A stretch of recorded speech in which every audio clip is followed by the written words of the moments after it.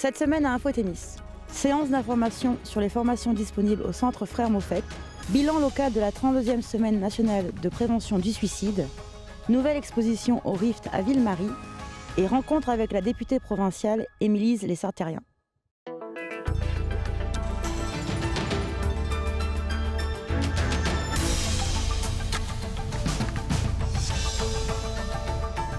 Votre bulletin à Infotémis commence ici et maintenant. Bonjour et bienvenue à Infotémis. Pour commencer, les conseillères pédagogiques Renée Lessard et Annie Girard nous parlent des services disponibles présentement au Centre Frères Moffett, soit la formation générale, les formations professionnelles ainsi que la RAC. Donc, le Centre Frères Moffett, c'est un centre de formation générale aux adultes. C'est aussi un centre de formation professionnelle. Puis, on a aussi dans nos murs le service aux entreprises. Bien, d'abord, on offre le service pour un adulte de 16 ans et plus. Nous, c'est vraiment pour les adultes de 16 ans et plus jusqu'à 99, si on veut, peu importe. Pour terminer ou poursuivre ou commencer son diplôme d'études secondaires. Alors, c'est de l'enseignement qui se fait en enseignement individualisé. Il peut se faire en classe, en présentiel. Il peut se faire à distance traditionnelle qu'on appelle avec des volumes, puis un tuteur là, à distance, ou il peut se faire aussi sur une plateforme en ligne qui est plus interactif pour poursuivre son secondaire. Alors, ben, on retrouve la même chose qu'on trouve au secondaire dans le sens de curriculum du diplôme. Donc, des cours de français, des cours d'anglais, les cours de mathématiques de base, les cours de sciences. Ensuite, on appelle les cours optionnels qu'on peut offrir aussi. Fait que souvent, on va dans l'informatique. Nous, on a des cours optionnels sur les dépendances, par exemple. C'est varié.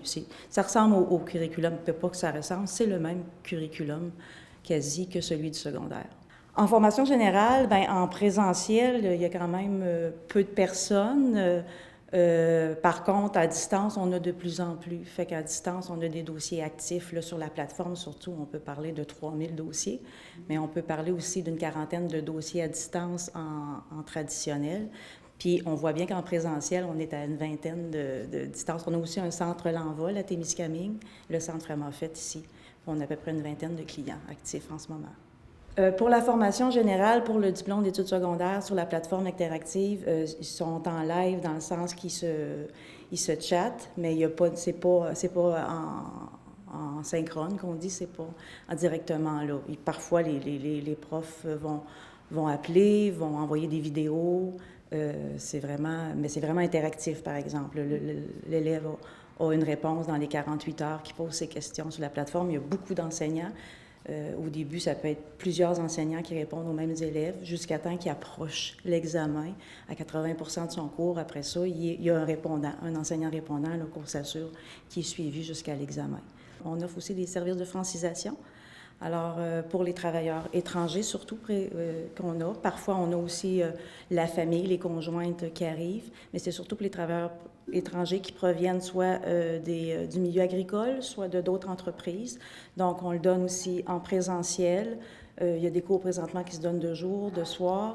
Et il y a aussi, on a commencé un peu en ligne, synchrone, par exemple, en même temps, l'enseignant donne son cours. Et c'est des cours magistraux, par exemple. C'est pas de l'enseignement individualisé. Les gens reçoivent vraiment un enseignement magistral pendant 2 ou 3 heures, selon leur horaire de travail, parce que aussi, c'est des travailleurs. Donc, c'est des petits temps dans la semaine, mais c'est apprécié par les travailleurs et les entreprises.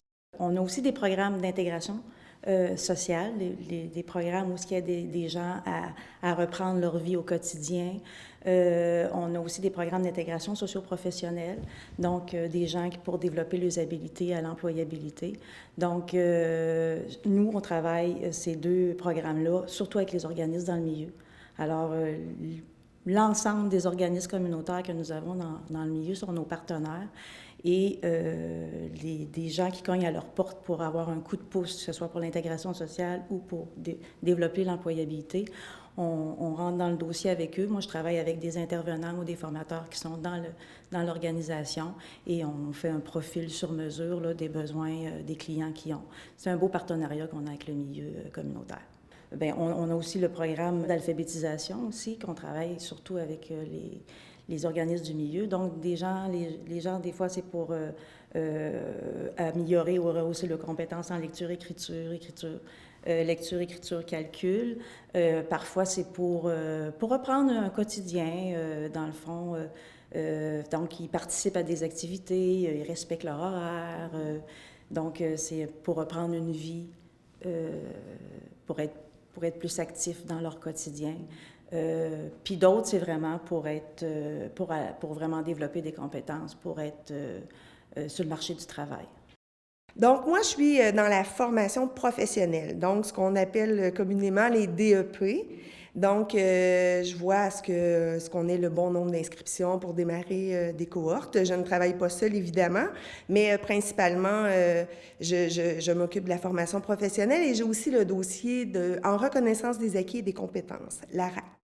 La reconnaissance des acquis et des compétences, c'est en lien avec les DEP que nous offrons ici au Centre Frères Moffett. Donc, c'est de reconnaître chez un individu qui n'a pas la formation, c'est de reconnaître toutes les compétences qu'il a pu développer à l'extérieur d'un centre de formation. Donc, on considère qu'un adulte n'a pas à réapprendre ce qu'il sait déjà. Donc, on a en production animale, on offre de la reconnaissance des acquis et des compétences. En secrétariat, et c'est tout nouveau, aussi on l'offre en production horticole. Donc, les gens qui ont de l'expérience de travail dans ces domaines-là et qui veulent avoir le diplôme, qui a la même reconnaissance au ministère de l'Éducation que l'élève qui vient ici en classe. Donc, la personne qui veut recevoir ce diplôme-là doit passer par un processus et nous contacter pour qu'on voit s'il est éligible à cette reconnaissance-là. Donc, je travaille à mettre en place des formations, donc les DEP. Ce qu'on a cette année, qui est très intéressant, on a développé pour 3 formations, on offre l'alternance travail-études, ce qui veut dire que l'élève qui vient en formation vit plus de 20% des heures du programme en milieu de travail. Donc, l'élève est associé à une entreprise dans laquelle il va faire ses stages, puis dépendamment du nombre d'heures par DEP, par exemple en production animale, on va plus de 50% des heures se font en entreprise. En production horticole, on est à près de 30% des heures qui se font en entreprise. Donc, il y a 3 DEP, production animale, production horticole, ainsi que horticulture et jardinerie qu'on offre en alternance travail-études. Aussi, pour ces 3 mêmes DEP-là, on offre une rémunération à l'élève. Donc, comme je vous disais tantôt, en alternance travail-études, ils sont associés à une entreprise. Cette entreprise-là rémunère l'élève pour l'ensemble des heures de la formation. Donc, par la suite, nous, on fait partie d'un projet, on a une subvention et on peut rembourser le salaire de l'élève à l'entreprise. Donc, ça peut vraiment aller jusqu'à 15 000 $ pour une formation qui va durer à peu près 10 mois. J'aimerais vous parler du DEP en secrétariat. Parce que là aussi, quand la COVID est arrivée, on était en présentiel. On ne faisait que du présentiel. Et là, on a été obligé de revoir certaines pratiques parce qu'on a été à un moment où les élèves là, ne pouvaient plus venir au centre. Donc, on a acheté un matériel qui permet aux apprenantes d'être à distance. Donc, c'est une plateforme sur laquelle un paquet de capsules, de documents d'exercice sont déposés. Et là aussi, nos élèves peuvent choisir d'être en classe, à distance, bien sûr, synchrone toujours, en temps réel, ou elles peuvent choisir la formule hybride, donc quelques jours à la maison, quelques jours en classe. Donc, en secrétariat, on fait de l'enseignement individualisé. Ce qui veut dire qu'à tout moment dans l'année scolaire, une élève peut intégrer la formation. Alors que dans nos autres DEP, il y a des moments précis d'entrée en formation. En secrétariat, c'est possible en tout temps. Donc, dès maintenant, on peut entrer en formation et l'enseignante suit l'élève dans ses apprentissages au fur et à mesure que l'élève avance. Donc, on a une formation qui répond aux besoins de la clientèle puis qui est très efficace. Le Centre Frères Moffett a aussi à ses cartes d'enseignement fleuristerie. Donc, fleuristerie, selon le nombre d'inscriptions, on va voir si on peut démarrer une cohorte en fleuristerie l'automne prochain. On a aussi à nos cartes d'enseignement pâte et papier. Donc, c'est un cours qu'on pourrait offrir dans la ville de Témiscamingue, à l'école L'Envol. Là aussi, on va voir, là, peut-être que ce sera disponible dès l'automne prochain. On a aussi en collaboration avec la baie James un DEP qui s'appelle plomberie et chauffage.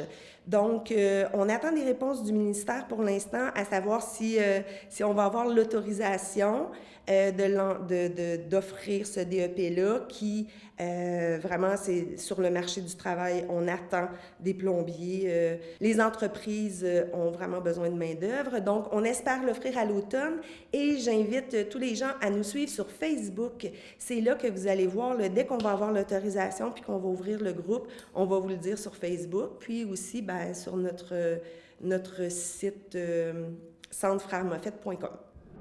Annabelle Landry-Jeunesse, directrice du Centre de prévention du suicide de Témiscamingue, nous parle de son organisme et des actions témiscamiennes mises en place du 30 janvier au 5 février lors de la Semaine nationale de prévention du suicide. Le Centre de prévention du suicide du Témiscamingue a pour mission de sensibiliser la population en général, mais aussi d'améliorer la santé psychologique en général des gens. Donc, nos services tournent autour de l'aide directe aux personnes avec des idées suicidaires, avec leurs proches. On offre aussi du soutien aux endeuillés par suicide et beaucoup d'accompagnement avec les intervenants du territoire là, qui voudraient du soutien dans leurs tâches lorsqu'ils ont des personnes suicidaires dans leur bureau. On a aussi sous notre gouverne, si je peux dire comme ça, le service des travailleurs de rang, autant en Abitibi qu'au Témiscamingue. Donc là, on avait un seul bureau ici, on avait la possibilité d'en avoir deux pour que les travailleurs de rang puissent venir faire des rencontres ou venir faire leur travail de bureau dans un lieu autre que leur maison, mettons. Donc oui, c'est pour ça qu'on a décidé de changer d'adresse. À quoi ressemble une journée de travail pour toi et ton équipe? Ben, en fait, pour moi, c'est différent de mon équipe, là. Les travailleurs de rang, eux, sont sur le terrain, sont chez les agriculteurs. Ils font de l'aide directe à propos de n'importe quel sujet. Donc, on s'attend à ce que ils améliorent en fait leur qualité de vie, qu'ils améliorent leur santé psychologique et ainsi réduisent les idées suicidaires chez les agriculteurs. Pour ma part, je vais être la personne qui va répondre aux appels ou courriels directement au Centre de prévention suicide. On organise beaucoup d'activités de sensibilisation, des ateliers, des formations. Puis je touche aussi tout ce qui est travail administratif. Donc, mes journées sont pas plates. Dis-moi, est-ce qu'en 2022, le suicide est un sujet qui reste tabou au Québec? Mais je crois qu'il sera toujours trop tabou. Tu sais, on est présentement dans la 32e semaine nationale de la prévention du suicide et la thématique est encore, depuis plusieurs années, parler du suicide sauve des vies. Donc, clairement que les gens n'en parlent pas assez, que c'est tabou. On a chez certaines personnes... tu sais, les gens veulent pas qu'on sache qu'ils ont perdu un être par suicide. Ils veulent... Tu sais, pourtant, quand on réussit à en parler, quand on parle de cette problématique-là, on ouvre le dialogue, on ouvre la possibilité de discuter que ça va pas bien, que j'ai peut-être ça qui me passe à l'esprit, puis que j'ai davantage d'opportunités d'aller chercher l'aide dont j'ai besoin. Et pour cette semaine de prévention, quelles sont les activités qui vont être mises en place au Témiscamingue? Bien, en fait, nous, cette année, on fait partie d'un comité. Là, on a des partenaires qui nous aident à organiser les activités qui sont le groupe Image et le CISAT et les travailleurs de rang. On s'est questionné parce que c'était incertain avec la COVID-19, les mesures sanitaires pour les activités. On a décidé de faire ça sûr. Donc, on a organisé un rallye dans les rues de Ville-Marie qui sont sur la rue Notre-Dame-Nord et sur la rue Sainte-Anne. En fait, il y a 10 cabanes d'oiseaux. À l'intérieur, il y a 10 questions qui sont des mythes ou réalités, des vrais ou faux. Donc, ce qu'on veut, c'est démystifier des mythes à propos du suicide. En même temps, si les gens le font en gang, ça l'ouvre le dialogue, on en parle, on se questionne, on rend le sujet un peu moins tabou, en fait, puis on court la chance de gagner des beaux prix quand on y participe. D'accord. Et donc, en dehors des appels téléphoniques qui sont disponibles, comment quelqu'un qui est en détresse peut faire appel à vous pour de l'aide? À quelle activité ils peuvent participer dans l'année pour s'aider, en fait, à sortir de des pensées obscures? Mais en fait, ils peuvent toujours nous appeler, là, même si on n'est pas un service 24/7 puis on va référer le 1866 appel pour les gens qui sont en urgence, qui ont besoin d'aide de façon urgente. Mais sinon, on est toujours disponible à rencontrer les gens qui nous appellent, qui nous envoient des courriels, qui nous écrivent sur la page Facebook. Il y a plusieurs façons de nous rejoindre, puis on va s'assurer de répondre à leurs besoins. Fait que si ces gens-là veulent nous parler par téléphone, c'est ce qu'on va leur offrir. S'ils veulent venir nous rencontrer au bureau, c'est aussi ce qu'on va leur offrir.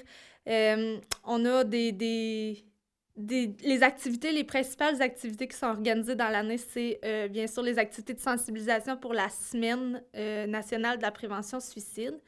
Au mois de septembre, on a aussi la Journée mondiale de la prévention du suicide. Donc là, je ne sais pas encore de quelle façon on va faire ça cette année, en fait, selon les mesures sanitaires. Et sinon, le 3e samedi de novembre, on a aussi la Journée pour les endeuillés par suicide. Donc, on essaie d'organiser des activités à chaque année pour que les gens puissent se joindre à nous. Sinon, on a aussi beaucoup de formations là, qu'on offre soit à la population, des activités de sensibilisation, puis de la formation aux intervenants du territoire aussi pour s'assurer que les gens n'aient pas à frapper à plusieurs portes avant d'obtenir l'aide nécessaire. J'ai une question au niveau de l'anonymat. Lorsqu'une personne fait appel à vous, c'est assez délicat de, bien sûr, ne pas prévenir les familles, de dire que la personne est en détresse. Comment ça se passe? Vous devez respecter l'anonymat à chaque fois? En effet, si quelqu'un m'appelle, puis qu'il veut pas se nommer, c'est sûr que j'ai aucun moyen de le savoir. Si quelqu'un, par contre, vient me rencontrer puis que on se rend compte qu'il y a vraiment des idées suicidaires puis qu'il a besoin d'aide, c'est sûr qu'on va essayer de convaincre cette personne-là de mettre quelqu'un de son entourage dans le coup parce que c'est les proches qui permettent le plus aux gens de sortir de cette détresse-là qui sont là pour eux. Donc, on essaie le plus possible de les encourager là, à communiquer avec quelqu'un de leur entourage. Là. C'est là-dessus qu'on va miser, mais en même temps, on reste là. Puis malgré tout, ben là, il y a des lois qui existent si jamais on craint trop pour la vie de quelqu'un. Donc, tu me disais que ça fait 6 mois que tu es directrice, bientôt 6 mois. Est-ce que pendant ces 6 mois, les restrictions sanitaires t'ont freiné dans ton travail? Est-ce que tu as eu des difficultés avec tout ce qui se passait et la COVID-19 pour avancer dans ton travail? Je dirais que non. Je dirais que j'ai pas été freinée, même que on se rend compte que la population en général trouve ça plus difficile et plus en détresse. Et c'est ça, au contraire, je m'allie avec plusieurs partenaires, là. On crée beaucoup de comités, beaucoup d'activités pour la santé mentale positive là, à l'échelle de la population en général pour justement se sortir de cette pandémie-là. Fait que je dirais que je travaille un peu plus qu'à l'habitude. Donc, on est en plein dans la semaine de prévention. Est-ce qu'il y a une raison particulière pour ces dates? C'est quelque chose qui doit être international? En fait, c'est national au Québec cette semaine-là. D'accord. Merci. Est-ce qu'il y a d'autres projets sur lesquels vous travaillez que tu aimerais commenter ou partager avec nous? Pour l'instant, j'ai pas d'autres projets là, pour la prévention suicide. C'est sûr que on travaille fort, on est content, puis on est dans les dernières semaines, là, on était en mobilisation en fait pour convaincre le ministère de la Santé et des Services sociaux d'ajouter une typologie au programme de soutien aux organismes communautaires, en fait, afin qu'ils reconnaissent davantage notre mission et nos besoins financiers par rapport à cette mission-là, donc qui pourrait nous permettre soit d'embaucher des nouvelles personnes, d'avoir plus d'argent pour des projets, des activités de sensibilisation ou quoi que ce soit. Bref, on espère que ça sera entendu. À la Galerie du Rift à Ville-Marie, Lisa Kreski présente La Traverse, une exposition de céramique installative. Je suis Lisa Kreski, je viens de Chelsea, Québec. Je suis artiste céramique, mais j'ai étudié comme peintre. Mais ce qui m'intrigue du céramique, c'est que c'est vraiment, il y a beaucoup de possibilités narratives. Alors, c'est comme la sculpture, mais encore, c'est aussi comme une toile. Alors, on peut vraiment développer un narratif d'une façon vraiment unique. Et puis, alors, c'est cela qui m'a attirée. Et après ça, j'ai réalisé que je pouvais développer une pratique d'installation en plus. Alors, c'est ça, je prends les idées qui m'intéressent, qui me passionnent, ce qui me touche dans la vie, comme ma relation avec la nature, notre relation avec la nature. Je trouve que ça concerne toute l'humanité. Alors, ça me passionne et j'essaie de développer des idées qui puissent vraiment connecter et peut-être décrire des problèmes qu'on a dans la vie, dans l'environnement, mais pas d'une façon didactique, mais plutôt d'une façon qui engage les émotions. Et puis, c'est vraiment ce que j'essaie de réaliser avec mes œuvres. Avec la peinture ou les autres matériaux, on a comme une hiérarchie de compréhension, mais avec la céramique, c'est plus, dans un sens, c'est plus confortable. Alors, quand on approche la céramique, on est plus familier. On peut l'approcher, mais aussi en même temps, on l'utilise comme vaisseau de communication dans un matériau assez ancien. On utilisait souvent la décoration de la céramique pour communiquer des idées. Alors aussi, je prends cette idée que oui, on peut transmettre des idées vraiment profondes avec la céramique. Bon, à Ville-Marie, ici, je présente un tout nouveau projet. J'ai été inspirée par un voyage à la Sarre et une exposition que j'ai faite là il y a 2 ans et plus. Et puis, il y avait une petite exposition sur les ponts couverts. Et puis moi, où j'habite à Chelsea, il y a un pont couvert que je visite à tous les jours. Je regarde les hirondelles. Et les hirondelles rouillées étaient sur ma ferme quand j'étais enfant. Et je leur regardais faire leur nid. Ils font des nids avec de la boue, essentiellement comme les potiers. C'est des vaisseaux. Et puis, alors, ça m'a vraiment parlé. Et alors, j'ai développé ces œuvres. Je prends la céramique comme matériau de base. Et après ça, je cherche des matériaux qui vont peut-être parler à l'idée que j'essaie d'exprimer. Comme ici, c'était le bois. Alors, j'ai pris beaucoup de bois, mais dans son état naturel. Alors, c'est l'idée que les hirondelles utilisent les fibres naturelles pour faire leur nid. Nous, on utilise le bois pour construire nos ponts, nos granges. Alors, on est tous, c'est la connectivité avec le monde naturel que j'essaie d'impliquer avec mon choix de matériaux. Et juste pour inviter le public à plus s'engager avec. Des fois, la céramique, on a un peu peur parce que la fragilité, alors peut-être le bois ou un autre matériau, il y a plus de chaleureux. Alors, c'est juste les petites connexions qu'on a avec le matériau que j'essaie de peut-être mettre en contraste. Et je suis très contente de le présenter ici dans cette région où il y a beaucoup de ponts couverts. Et puis, les hirondelles, maintenant aussi, sont en péril à cause des pertes des ponts couverts. Et aussi, des granges, maintenant, sont plus industrielles. Ils n'ont pas les petits coins où ils peuvent faire leur nid. Alors, j'ai pris l'idée du pont couvert comme une place pour créer, pour imaginer le futur où on peut habiter avec la nature, mais d'une façon qui soutient. Alors, c'est une place créative que j'essaie de construire ici. La députée provinciale, Émilise Lessard-Terrien, aborde les divers dossiers qui sont sous sa responsabilité, notamment avec un suivi de la santé, de l'environnement, de l'agriculture et du développement rural en région. Merci Émilise d'être venue. Ça me fait plaisir. Donc je t'ai invitée aujourd'hui pour parler des différents dossiers sur lesquels tu travailles en ce moment. Et on va commencer par un suivi des soins de santé en région. Donc je recevais un communiqué et lors d'un point presse en novembre de l'année dernière, vous parliez d'une crise de santé dans la région qui s'est empirée avec la disparition des services de proximité.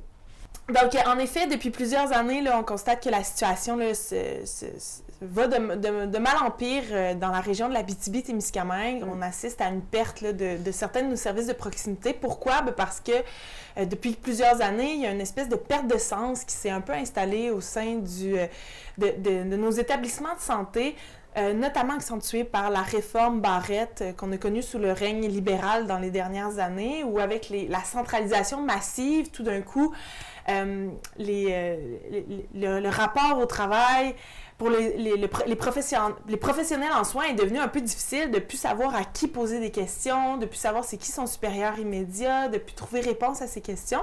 Puis ça a commencé à engendrer une certaine exode au niveau du personnel de nos soins de santé. Et ça s'est traduit là, par des pertes de services parce que s'il y a moins d'infirmières ou d'infirmiers ou de professionnels en soins pour donner les services, bien, à un moment donné, quand il en manque 250 dans le réseau, on peut pas assurer la même couverture de soins sur l'ensemble du territoire parce que notre région, elle est immense. Ouais. On est devant un établissement qui est centralisé. Donc, ça devient, bref, difficile à donner la prestation de service pour tout le monde. Et pour moi, ça a été un cheval de bataille parce qu'on a vu ces pertes de services-là avoir un impact direct dans la vie des citoyens. Quand l'obstétrique ici, à l'hôpital de Ville-Marie, a fermé pendant 7 mois, c'est énorme là, pour les femmes de leur demander d'aller accoucher à Rouyn-Noranda. Quand on pense à la pédiatrie qui est fermée du côté de la Sarre, puis dans notre contexte géographique aussi, climatique, qui n'est pas évident, quand on ferme un service puis qu'on le déplace, oui, à l'intérieur de la région, mais qu'on demande aux familles des gens malades de faire les distances sur nos routes en hiver, dans des contextes, des fois, il fait moins 35 ou c'est la tempête, c'est pas évident. Puis l'équité en termes de services de santé, pour moi, c'est quelque chose qui est extrêmement important. C'est pour ça que c'est un de mes dossiers prioritaires là, depuis le début de mon mandat puis jusqu'à la fin là, de travailler sur la desserte de soins de santé en Abitibi-Témiscamingue. Donc, si je te comprends bien, la situation est assez critique en ce moment. Mais quels seraient les soins qui seraient donc essentiels? Par où on devrait commencer à... Qu'est-ce qui est essentiel à avoir en ce moment dans la région, notamment par rapport au COVID? Ben c'est ça. Là, la situation COVID vient un peu chambouler, en fait, les plans parce qu'on n'était pas dans une... Disons, avant la vague Omicron, avant la 5e vague, on n'avait pas été... si frappé que ça, si on peut dire, dans la région, comparativement à ailleurs, avec le COVID. Et par contre, on était extrêmement fragile dans nos effectifs à cause de la crise de main-d'œuvre. On était vraiment dans une situation difficile. On en était l'automne dernier, on a connu le 3e plan de contingence en 1 an. Donc ça, c'est de la réorganisation de services à l'intérieur des établissements pour voir comment est-ce qu'on va offrir les services autrement ou ailleurs dans la région. Là, depuis juste avant les fêtes, avec la vague Omicron, c'est encore plus problématique parce que là, je veux dire, la transmission communautaire, elle est partout. Il y a beaucoup de personnel dans le réseau qui est confiné à la maison. Puis là, ce qui arrive, c'est que dans l'ensemble du Québec, c'est généralisé, ça va extrêmement mal. Puis même, à certains égards, l'Abitibi-Témiscamingue s'en sort mieux parce qu'on n'est pas allé aussi loin dans les plans de délestage qu'ailleurs.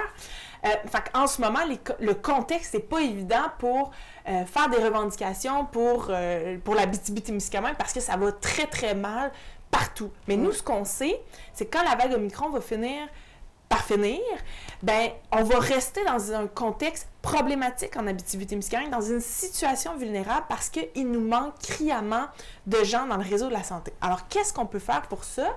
Bien, c'est sûr qu'il y a des infirmières, il n'y a personne qui a la baguette magique pour en faire apparaître des nouvelles. Il faut agir à court, à moyen, puis à long terme avec des actions qui se déploient dans différents secteurs. Bon, il nous manque 250 infirmières, ça va nous prendre du logement pour les accueillir d'abord, ça va nous prendre des places en garderie aussi pour accueillir les enfants de ces professionnels-là. Maintenant, fait que ça, c'est 2 éléments sur lesquels il faut absolument agir si on veut être capable d'amortir ce bassin de main-d'œuvre-là dont on a besoin. Maintenant, où on les prend, ces infirmières-là? Ben, c'est sûr que nous, notre réalité en Abitibi-Témiscamingue fait en sorte que on n'a pas beaucoup de compétition au privé, par exemple, comme à Montréal ou dans les grands centres où il y a beaucoup de cliniques privées, puis les infirmières ont migré vers le privé. On peut les rapatrier dans le réseau public en agissant sur les conditions de travail, par exemple. Donc, il y a ça à faire, agir sur les conditions de travail, mais nous, il faut aller les recruter pas ici sur le territoire. Il faut les convaincre, ce personnel-là, de traverser le parc de la Vérandrie pour venir travailler chez nous. Fait que ça, c'est un défi supplémentaire qui, oui, va passer par des conditions salariales ou des conditions de travail qui vont être bonifiées. On en parle souvent, les primes de disparité régionale, des primes à l'établissement, de payer le déménagement de ces gens-là. Mais il va falloir aussi aller recruter plus largement au niveau international. On s'en sortira pas. Et là, c'est comment on fait pour convaincre des infirmières, des infirmiers ou du personnel, des professionnels en soi, parce qu'il manque aussi d'inhalothérapeutes, il manque aussi des technologistes médicales, il manque des physios, il manque des nutritionnistes. Bref, il y a beaucoup de métiers où c'est manquant. Il va falloir aller recruter à l'international, mais comment faire en sorte qu'encore là, les gens qu'on va recruter ne s'arrêtent pas aux frontières de la métropole, mais viennent s'installer en région. Donc ça, c'est un autre défi, là. Et selon toi, en ce début d'année, est-ce que le gouvernement a commencé à actionner des leviers pour vous aider à régler cette crise? Bien, ça fait plus d'1 an là, qu'on travaille avec acharnement sur ce dossier-là. Moi, ce que j'ai comme écho, c'est qu'il y a des petites choses qui commencent à bouger. Quand je parle aux gens dans les différents cabinets, bon, ils me disent toujours qu'il y a plusieurs marmites sur le feu. Tu sais, ça bouge en même temps, mais l'écho aussi que j'ai localement, c'est que, bon, par exemple, on revendique depuis plus d'1 an le statut particulier pour l'Abitibi-Témiscamingue pour pouvoir donner des conditions différenciées à nos professionnels en soins. Bien, il y avait eu une première ronde de négociations au printemps dernier. Ensuite de ça, ça l'a achoppé, plus de négociations pour ce statut particulier-là. Là, apparemment, là, ça reprend ces négociations-là pour le statut particulier. Donc, on sent qu'il y a des choses qui bougent, mais on n'a pas réussi, malgré toutes les revendications qu'on a faites, malgré la fermeture de l'urgence à Sainte-Terre et du décès qu'il y a eu à Sainte-Terre, on n'a pas réussi à aller chercher un plan spécifique pour l'Abitibi-Témiscamingue avec une reconnaissance que dans notre région, on vit une situation particulière et qu'à situation particulière, on a besoin d'avoir des mesures et des solutions particulières. On n'a pas été capable encore d'aller chercher cette attention de la part du gouvernement-là. Là, il nous reste, on débute la prochaine session demain, donc le 4 février. Donc, on repart là, pour un autre 5 mois de présence à l'Assemblée nationale avant les prochaines élections. Donc, je pense que le moment est bon et mûr pour aller chercher des engagements de la part de ce gouvernement-là. D'accord. Et donc, du coup, à cause de ce manque, beaucoup de Témiscamingiens vont en Ontario pour avoir accès à des soins. Au-delà des longues distances, qu'est-ce qui pose vraiment problème avec ce mouvement au niveau des soins? Pourquoi c'est problématique pour nous ici au Témiscamingue? Bien, la distance géographique, ça, c'est clair que, je veux dire, ça en fait partie. Là, tu te casses un bras, tu es à Témiscamingue, tu peux faire 45 minutes pour aller obtenir un soin à Norbé, ou tu vas faire les 3 heures de route qui te séparent d'Amos. Donc, il y a vraiment un enjeu là. On a travaillé sur la question des corridors de service. C'est quelque chose qui n'est pas, c'est pas nécessairement facile, là, surtout dans le contexte actuel avec la pandémie, mais pour être capable d'aller chercher... T'sais, moi, ce qui est important pour moi, bien sûr, on aimerait ça que tous les soins soient offerts au Québec, définitivement. Je veux dire, c'est le cheval de bataille numéro 1. Après, quand on habite dans un contexte frontalier comme le nôtre, puis qu'on a l'opportunité de peut-être avoir un soin à 45 minutes, pour moi, le facteur proximité reste vraiment important. Puis je veux dire, dans un contexte où les gens sont vulnérables, sont malades, de les mettre sur la route, dans nos contextes actuels, géographiques, climatiques, comme je l'ai dit plus tôt, ben je veux dire, c'est un pensez-y bien. Là. Pour moi, le facteur proximité reste extrêmement important. Très bien, merci. On va maintenant parler de l'environnement. L'an dernier, vous réclamez des actions concrètes de la part des dirigeants qui étaient présents à la COP26 pour régler l'urgence climatique, du coup. Et vous vous disiez déçu de l'approche du Premier ministre. Qu'est-ce qui vous a dérangé dans ces propos? En fait, on ne sent pas que le gouvernement actuel réalise l'ampleur de la crise climatique actuelle et qu'il prend des gestes suffisamment structurants, ambitieux, responsables pour agir sur la crise climatique. La fenêtre d'opportunité pour réduire le réchauffement climatique, le contenir à 1,5 degré, là, ce qui est la cible qui a été définie à l'accord de Paris il y a 5 ans maintenant, qui est considérée par l'ensemble de la communauté scientifique de dire si on arrive à maintenir le 1,5, en fait, on n'a pas vraiment le choix. Il faut maintenir à 1,5 si on veut continuer d'avoir une planète viable. Ben, les gestes à poser pour contenir ce réchauffement climatique-là à 1,5 degré, ils doivent être très ambitieux, très costaud, et on ne sent pas que le gouvernement actuel réalise cet enjeu-là au niveau de la crise climatique et voit plutôt ça comme une opportunité d'affaires pour développer des nouveaux segments, mais comme l'économie est appelée à évoluer, je veux dire, dans les dernières décennies, dans les derniers siècles, notre économie s'est transformée au fur et à mesure des besoins des communautés, des avancées technologiques. Là, ce qu'on sent, c'est que le gouvernement mis sur cette transformation-là de notre économie comme un moyen pour lutter contre les changements climatiques, alors qu'on était peut-être juste déjà rendu là aussi. Puis de ne pas poser toujours les bons gestes pour vraiment faire une différence pour limiter le réchauffement climatique. Puis ça, pour moi, c'est problématique. Et d'après toi, en région, donc en pleine nature, est-ce que les Témiscamingues réalisent l'impact du réchauffement climatique de manière évidente? Je pense qu'on le réalise de plus en plus, ne serait-ce qu'à penser aux épisodes de feux de forêt qu'on connaît depuis 2 étés. Ça marque vraiment les gens de voir ce ciel-là qui est un peu brun-gris en permanence, de voir le soleil, hein, qui est derrière ce voile de fumée-là qui devient grosse boule rouge. Ça fait vraiment un peu un climat un peu post-apocalyptique, là. Puis il y a beaucoup de gens, tu sais, qui sont impactés par la présence de la fumée aussi, quand on a des problèmes pulmonaires ou des problèmes respiratoires. Ça devient un réel enjeu, l'air est plus difficilement respirable, puis il y a des gens qui ont vraiment des problèmes de santé importants reliés à ça. Puis j'ai l'impression que l'épisode des feux de forêt, ça a vraiment sonné des cloches chez beaucoup de citoyens et citoyennes. Mais je pense aussi que l'État ne donne pas tous les outils pour que les gens prennent conscience de l'ampleur de cette crise-là, puis des gestes qui peuvent être posés. Puis une des propositions qu'on a mises au jeu avant les fêtes, c'est de se doter de plans régionaux de transition, parce que, pour rapprocher, en fait, la lutte des gens. En ce moment, quand on parle des changements climatiques, on parle beaucoup de nos émissions de GES, puis c'est ça qu'on dit, il faut réduire nos émissions de gaz à effet de serre, c'est ça qu'il faut faire, puis à l'échelle du Québec, par exemple, 45% de nos émissions de GES sont reliées au transport. Donc là, c'est pour ça que le gouvernement développe tout un chantier au niveau de l'électrification des transports pour diminuer les émissions de GES reliées au transport. Mais ça, c'est loin de nous. Si on pouvait avoir ce bilan-là à l'échelle de la région.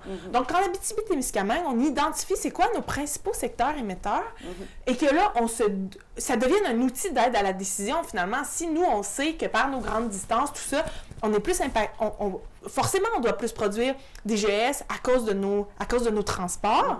Bien, comment est-ce qu'on pourrait organiser notre transport différemment pour avoir un impact sur notre bilan régional? Puis là, tout d'un coup, pour les gens, ça devient beaucoup plus concret de si je change ce comportement-là, si, une fois sur 2, je fais du covoiturage, déjà là, je vais avoir un impact sur notre bilan à nous régional. Puis là, tout d'un coup, ça devient un moteur d'action vraiment important d'avoir cette lunette-là plus régionalisée.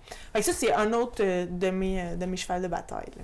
Mais donc, depuis le début de ton mandat, tu as observé des progrès au niveau de la société civile. Est-ce que tu es optimiste quant aux gens qui réalisent l'impact au fur et à mesure de la crise environnementale? Bien, absolument. Puis je pense qu'autant en région, on commence à prendre de plus en plus conscience de ces impacts-là du réchauffement de la planète ou des changements climatiques. Parce que c'est un peu drôle de parler de réchauffement climatique alors qu'on vient de connaître un mois de janvier extrêmement froid, mais les changements climatiques, autant il y a des gens qui sont extrêmement mobilisés puis qui n'en ressentent pas tant les effets, mais qui sont préoccupés par l'avenir de la planète puis qui sont capables d'avoir cette vision-là peut-être plus macro, peut-être plus globale, de dire « wow ». Il y a vraiment des changements majeurs à l'échelle de la planète.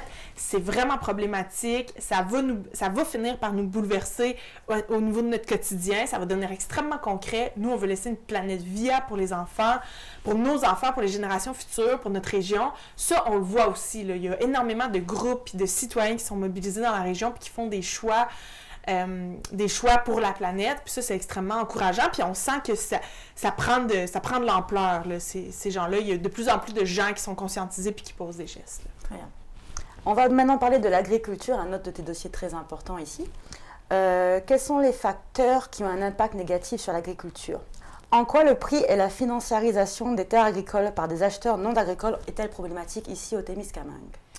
Tu sais, quand on regarde l'agriculture, de quoi on a besoin en premier quand on veut faire une activité agricole, c'est de la terre. Bon, bien sûr, là, on commence à avoir des innovations technologiques avec des serres hydroponiques et ce genre de choses-là, mais la principale chose à préserver quand on parle d'agriculture, c'est la terre et c'est l'accès à la terre aussi.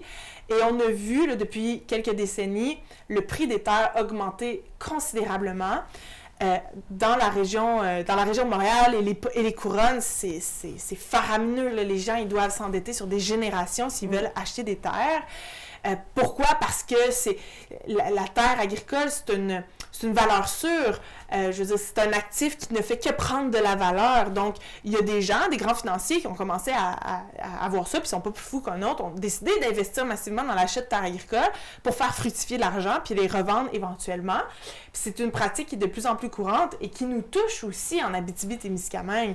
Il y a des rangs au Témiscamingue qui appartiennent presque en entier à des promoteurs immobiliers qui sont des non-résidents du Témiscamingue. Et ça, pour moi, c'est problématique parce qu'on est en train de retirer la terre aux gens qui habitent le territoire, qui envoient des enfants dans les écoles, qui vont consommer dans les commerces du coin, pour des gens qui n'habitent pas le territoire, puis qui vont faire fructifier leur argent, puis qui, des fois, n'entretiennent pas la terre qu'ils ont achetée, ou des fois, ben, ils viennent la cultiver, mais ils sont là le temps de la saison, puis après, ils repartent, ils descendent avec leur machine, ils consomment pas ici, ils n'envoient pas des enfants dans les écoles, puis ils repartent ensuite. Fait que ça, sur l'occupation de notre territoire, puis le dynamisme du territoire, c'est problématique. Puis pour ça, ben, il faut se doter d'outils législatifs ou réglementaires pour s'assurer que les terres agricoles sont possédées par des gens qui la cultivent et qui nourrissent le monde. Ça, c'est important. Donc, selon toi, comment on pourrait reprendre le contrôle de nos terres? Par quels moyens on pourrait commencer? On est en train de regarder les moyens législatifs là, pour s'assurer que, dans le fond, je veux dire, à partir du moment où tu es un propriétaire de terre agricole, tu as l'obligation de la cultiver, de la mettre en culture. Il y a des moyens réglementaires pour y arriver. Pour s'assurer que ce n'est pas des grands fonds d'investissement qui achètent des lots de terres agricoles. Puis ces gens-là ne s'en cachent pas. Là. Je veux dire, il y a des grosses firmes d'investissement. Puis tu sais, c'est du monde qui ont énormément de capitaux. Puis c'est des banques, des fois. C'est comment ça se fait que la Banque nationale du Canada peut acheter des terres agricoles pour faire fructifier de l'argent? Tu sais, il faut se prémunir de ces façons de faire-là. Puis ça, on est en train d'évaluer les différentes options réglementaires, législatives qui pourraient être mises de l'avant pour nous permettre d'atteindre cet objectif-là. Très bien. Est-ce que tu peux élaborer sur la concentration de l'industrie agroalimentaire en Abitibi-Témiscamingue? Oui, bien en fait, je pense que l'Abitibi-Témiscamingue souffre davantage de cette concentration-là de la production agricole parce que, je vous donne un exemple, ici en Abitibi-Témiscamingue, on est un endroit propice à la culture d'orge de brasserie, l'orge brassicole.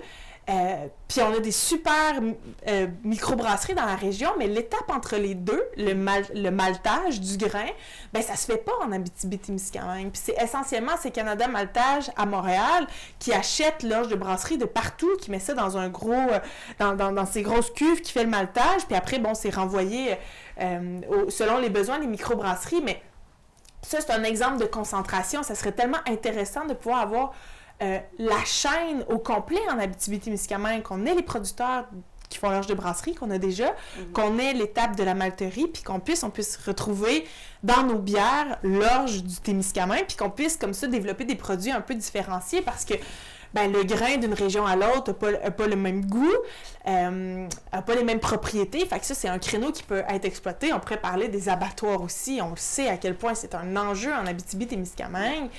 Mais quand on voit qu'il y a des abattoirs dans le sud de la province, dans le sud du Québec, qui abattent 80 000 porcs par semaine, tu te dis, mon Dieu, on diviserait ça par 10, ça ferait 8 000 porcs par semaine, on met ça dans 10 régions différentes.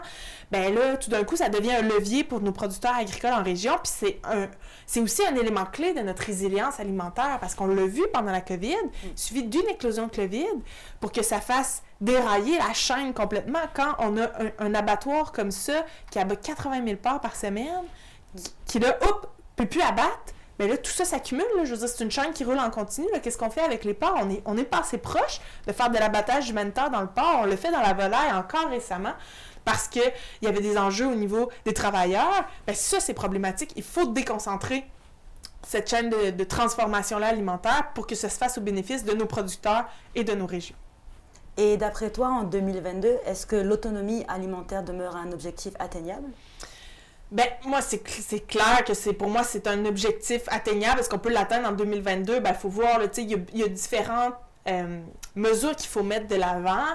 Tu sais, justement, dans la déconcentration de cette chaîne de production-là. Puis, il va falloir que le gouvernement du Québec mette de l'argent dans ses poches pour doter les régions de ces infrastructures-là, puis d'accepter qu'elles ne seront pas nécessairement rentables. Puis, c'est un investissement dans l'occupation de ton territoire puis dans la résilience alimentaire que d'accepter que ce ne seront pas des infrastructures qui vont toujours être nécessairement rentables. Puis il faut... Tu sais, nos agriculteurs, là, ils sont, à cause de tous les traités de libre-échange qu'on a, ils sont pris dans un système qui est mondialisé. Comment ça se fait que l'agneau du Témiscamingue se vend plus cher que l'agneau qui vient de la Nouvelle-Zélande? Bien, c'est parce qu'il n'y a pas accès à les infrastructures de transformation locale, c'est parce que les externalités environnementales ou de bien-être animal en Nouvelle-Zélande ne sont pas nécessairement calculées comme ici. Puis nos producteurs sont pris dans un contexte de compétitivité à l'échelle internationale. Puis c'est pour ça que c'est difficile pour eux de dire, bon, ben on va vous imposer des nouvelles normes environnementales, des nouvelles normes du bien-être animal. Puis ce sont les premiers à dire, oui, nous, on veut travailler pour l'environnement, on veut travailler pour le bien-être animal. On n'a aucune raison de faire ça sur le dos de l'environnement, de nos animaux. Mais en contrepartie, il faut que le consommateur achète notre produit. Puis malheureusement, ce qui guide, puis pour plein d'autres raisons puis contextes, ce qui va guider le consommateur à acheter un produit alimentaire, c'est son prix.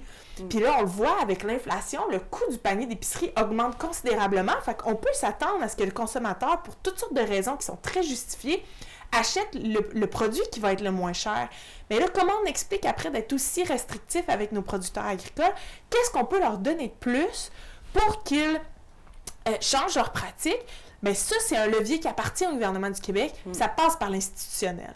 Fait que nous, on a vraiment une approche de dire, il faut que dans tous nos CPE, nos hôpitaux, nos écoles, nos CHSLD, ce qu'on sert à nos enfants, à nos malades, à nos aînés, ce sont d'abord et avant tout des produits locaux, produits au Québec de manière le plus écologiquement possible. Puis ça va devenir garantir un marché à nos producteurs agricoles. Puis ça va les encourager de dire, hey, c'est moi qu'on choisit, je vais faire le move, je vais poser les gestes qu'il faut pour satisfaire à cette demande-là du gouvernement. Puis après, ben, je vais pouvoir étendre, aller dans les marchés publics, vendre ailleurs. Puis ça, c'est le levier que le gouvernement actuel a et qu'il n'utilise pas assez, à mon avis. D'accord. Et d'après toi, quels sont les moyens qui manquent également, mais au niveau du développement rural? Ben, tu sais, c'est sûr que l'accès à la terre, ça reste un enjeu. Nous, ici, on est chanceux en Abitibi-Témiscamingue parce qu'on est dans les endroits, on est l'endroit au Québec où les terres coûtent le moins cher. On ne sait pas pour combien de temps encore parce que c'est quand même abondamment dit.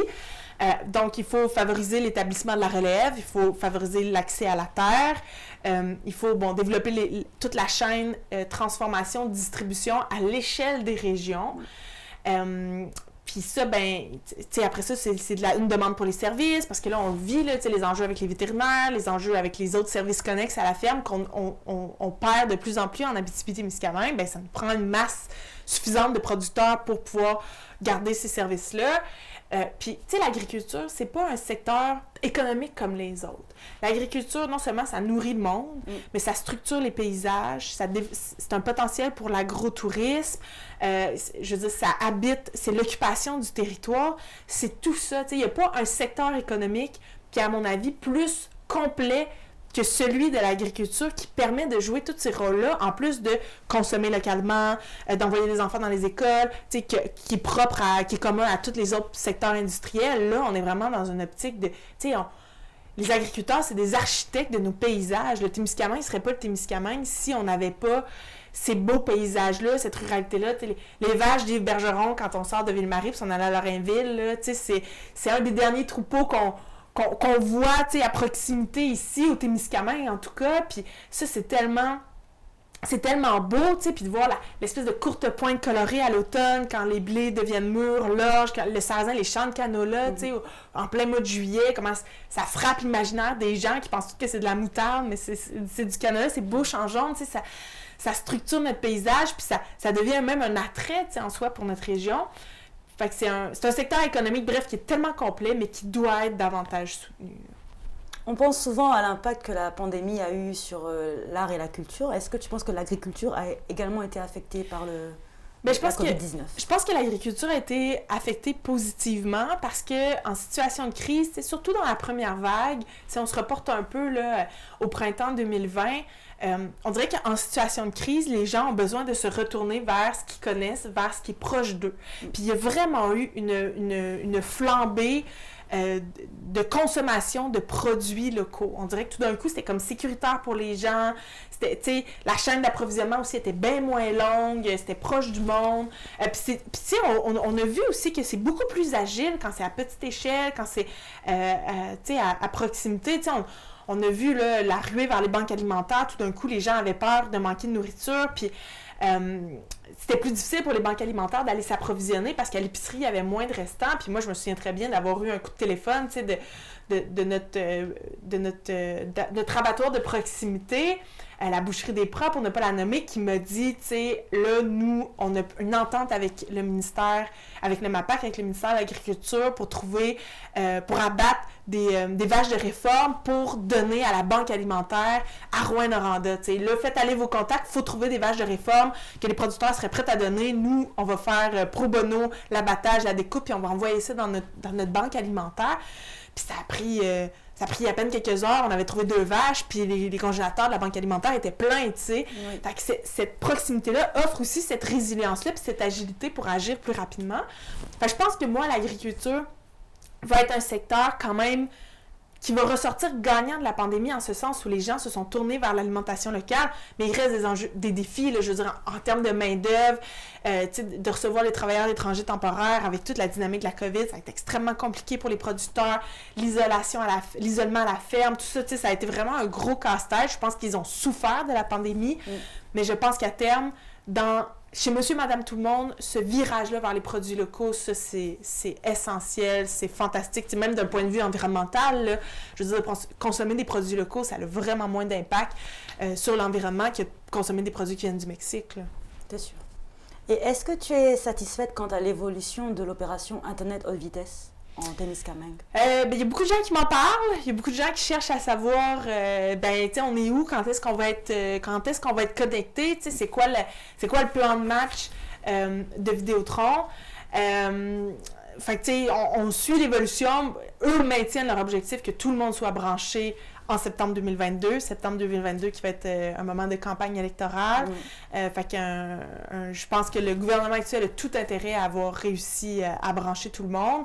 Bien sûr, on est content que tout le monde ait le service. Maintenant, moi, je trouve que de financer comme ça, à grands coûts de centaines de millions de dollars, l'entreprise privée pour brancher les campagnes puis les gens à Internet haute vitesse, moi, je trouve ça que c'est une idée tellement passéiste. Je veux dire, cet argent-là, on l'a déjà mis. Pourquoi on garde pas la gestion d'Internet dans le giron public, alors que c'est collectivement nous qui finançons cette infrastructure-là, puis il y a une entreprise qui va faire des profits avec cet investissement-là collectif, des contribuables. Ça, c'est un modèle que je ne m'explique pas. On dit qu'Internet haute vitesse qu'Internet, c'est un service essentiel au même titre que l'électricité. Mais l'électricité, ça appartient aux Québécois. Je ne comprends pas pourquoi Internet n'appartiendrait pas aux Québécois non plus. Je comprends. Aujourd'hui, c'est un jour particulier car les restaurants au Québec peuvent réouvrir à 50% de capacité. Et le Québec solidaire propose des tickets restaurants pour relancer l'industrie. Est-ce que tu peux m'en parler? Oui, absolument. Donc ça, c'est une superbe sortie là, de ma collègue Ruba Yazal, qui est notre porte-parole en économie. En fait, on cherchait vraiment... On voit à quel point les restaurateurs l'ont eu difficile avec la COVID. Il y a eu 4 moments de fermeture, réouverture. Puis on sait à quel point les restaurateurs, parce que c'est une mesure qui n'est pas pour les multinationales, là, ça prend un siège social au Québec. L'idée, c'est vraiment d'aider nos petits restaurateurs qui font la différence dans les communautés, qui nous aident, en fait, comme territoire à être attractifs puis à retenir notre monde. Je veux dire, Puis là, j'essaierai de pas en nommer, là, mais moi, j'en ai plein en tête, des super petits restaurants qui viennent tellement dynamiser localement la communauté. Les gens peuvent s'y rassembler, les gens peuvent aller manger. Je veux dire, c'est tellement social, c'est tellement dans notre culture de sortir au restaurant. Puis nous, on veut s'assurer que nos restaurants vont continuer de garder la tête hors de l'eau. C'est pas facile. Donc, ce qu'on propose, ce sont des tickets resto.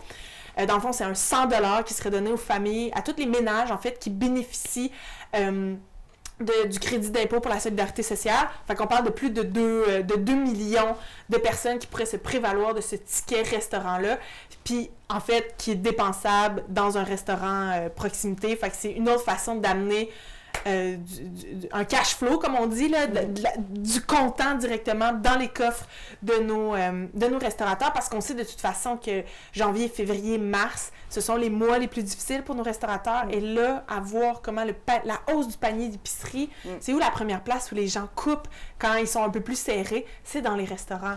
Fait que l'idée, c'est une mesure aussi, en fait, qui va jouer sur la qualité de vie des gens, de dire « Hey, je peux me payer un petit resto ce soir, c'est le fun, ça me fait du bien, j'encourage mon restaurant local. » Donc, pour nous, c'est vraiment une mesure gagnant-gagnante. C'est un 190 millions de dollars qui serait injecté une fois pour vraiment venir booster cette industrie-là qui en a tellement besoin.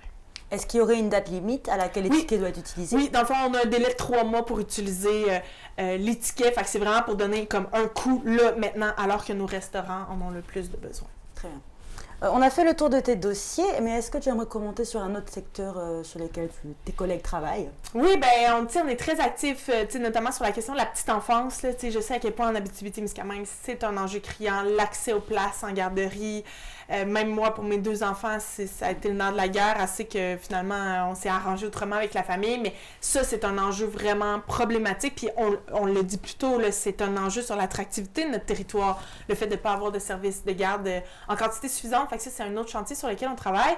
Puis peut-être, à l'échelle vraiment plus locale, moi, j'ai des dossiers très locaux, très témiscabiens sur lesquels je travaille beaucoup, que ce soit, l'eau potable à Anglier, ça a tellement été, à Laval-le-Champ-Anglier, ça a tellement été un dossier qu'on parle depuis le début. Puis, dès la première année de mon mandat, on s'est assis, la municipalité, avec la ministre des Affaires municipales, pour voir comment est-ce qu'on peut régler ce dossier-là. Je sais qu'il y a beaucoup de travail qui a été fait depuis ce temps-là. Fait que moi, je veux vraiment m'assurer que mon passage ne sera pas vain, qu'il va y avoir quelque chose qui va rester à la municipalité, que le dossier va avoir avancé sur l'eau potable du côté du secteur d'Anglier.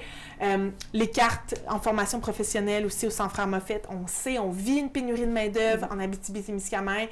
Bien, un des autres ingrédients clés pour agir sur la pénurie de main-d'œuvre, c'est d'avoir de la formation qui est donnée localement pour pas que nos gens aient à aller suivre la formation ailleurs, puis qui s'attachent, qui s'accrochent au passage en allant faire de la formation ailleurs. C'est documenté là, que de suivre sa formation localement, bien, ça agit sur la rétention des gens. Puis on sait que le Centre Frères Moffett ici à Ville-Marie, au Témiscamingue, il y a vraiment un projet de développement super intéressant sur lequel on travaille là, depuis que je suis en poste. Pour obtenir des engagements, aller chercher des compromis, aller chercher des gains. Mais ça, là, dans le prochain 6 mois aussi, je vais être très active là, sur ce dossier-là. Beaucoup de travail à faire cette année. Oui. Je vais te demander un dernier commentaire en vue des prochaines élections. Comment tu te sens, du coup? Bien, je suis très excitée, là, je pense. Je regarde il y a 4 ans où j'étais dans ma réflexion à savoir si je me lançais, puis au jour d'aujourd'hui, c'est le jour et la nuit, là, l'expérience des 3 dernières années. À quel point elle est importante pour moi, pertinente, enrichissante. Puis, mon objectif, c'est toujours comment est-ce que je peux faire profiter cette expérience-là, ces contacts-là, ce porte-voix-là que j'ai en tant que députée de Rouyn-Noranda-Témiscamingue pour les gens de la collectivité, pour les citoyens de Rouyn-Noranda-Témiscamingue. C'est tellement important pour moi. Je pense que je suis quelqu'un vraiment de conviction, puis de pouvoir parler du Témiscamingue à l'Assemblée nationale. Pour moi, c'est extrêmement gratifiant, c'est très important. Puis de faire cheminer nos dossiers, de s'assurer. Souvent, les gens me disent, on a l'impression d'être des citoyens de seconde zone, puis des fois, j'ai pas le choix de partager cette impression-là, puis moi, c'est vraiment mon moteur d'engagement de dire, c'est pas vrai qu'en Abitibi-Témiscamingue, côté Témiscamingue, on est des gens de seconde zone, puis moi, je vais me battre jusqu'au bout, bec et ongle, pour qu'on puisse avoir une équité dans les services qui sont offerts au Québec, pour lesquels on paye, mais qu'on n'a pas toujours les résultats. Ça, c'est extrêmement important pour moi, puis qu'on soit pas délaissé pour compte. Fait que là, je me sens forte de ces 3 années d'expérience-là.